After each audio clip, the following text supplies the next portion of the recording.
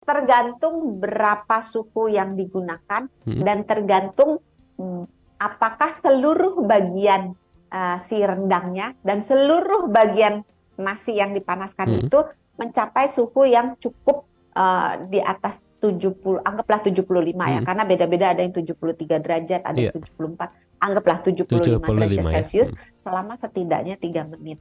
Jadi kalau misalnya itu tercapai, maka rendang itu boleh cemplungin ke nasi dengan catatan itu tadi ya, jangan keluar Oh masuk iya iya iya. karena ya jadi sekali habis gitu. Hmm.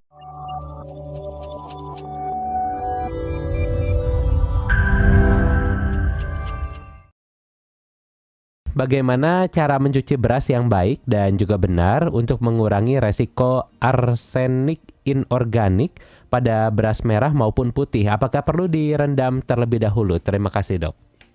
Iya, terima kasih Mas atau Mbak Sekai. Sebetulnya memang pada beberapa beras Hmm. ada arseniknya, Hmm. tapi tidak semua beras mengandung arsenik Hmm. gitu. Karena arsenik itu dalam jumlah yang kecil Hmm. itu ada di bebatuan, ada di tanah, dan Hmm. itu bisa masuk ke si beras tersebut Iya. gitu. Tapi pada umumnya Hmm. tidak ada yang perlu dikhawatirkan pada kandungan arsenik di dalam beras. Iya. Nah, kalau untuk mengurangi kandungan arseniknya, cuci berasnya. Direndam nggak perlu sih, tapi kalau untuk membuat beras merah itu menjadi lebih enak, lebih empuk, itu direndam akan membuat lebih bisa dimakan gitu. Karena pada beberapa orang beras merah itu kan rasanya kayak gak enak banget gitu kan.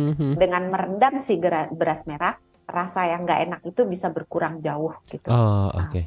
Mudah-mudahan cukup. Oh ya, dicuci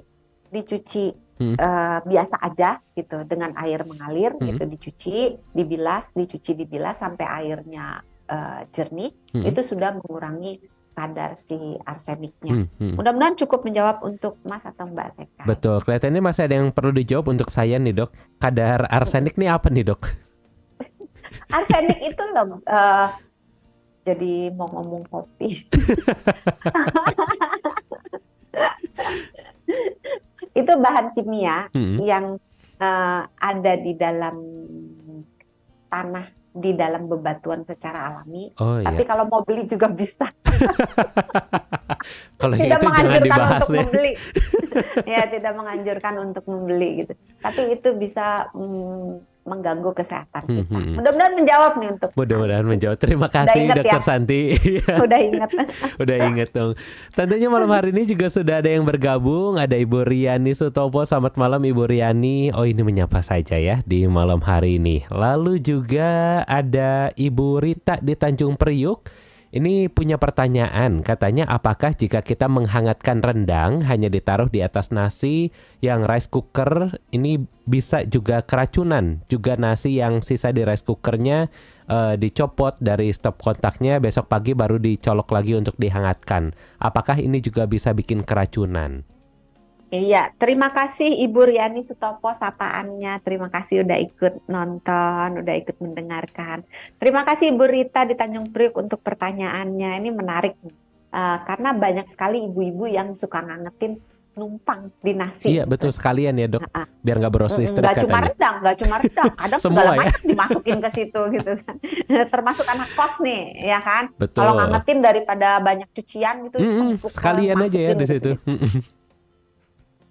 Untuk menjawab pertanyaan pertama, tergantung berapa suhu yang digunakan dan tergantung apakah seluruh bagian si rendangnya dan seluruh bagian nasi yang dipanaskan itu mencapai suhu yang cukup di atas 70, anggaplah 75 ya, karena beda-beda, ada yang 73 derajat, ada yang 74, anggaplah 75 derajat Celcius selama setidaknya 3 menit.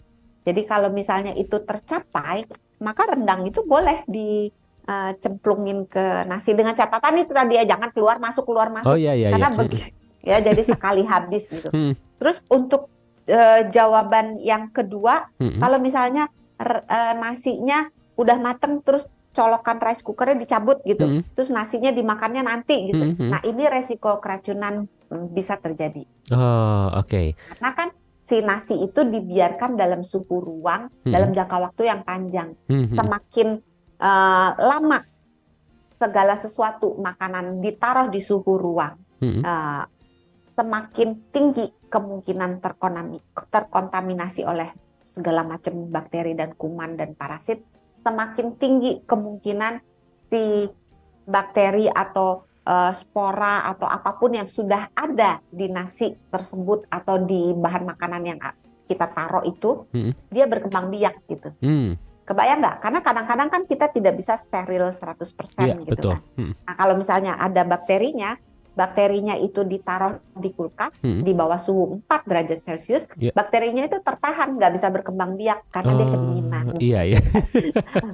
Tidur ya, kalau kedinginan ya. Dia tidak bisa berkembang biak di bawah suhu 4 derajat Celcius.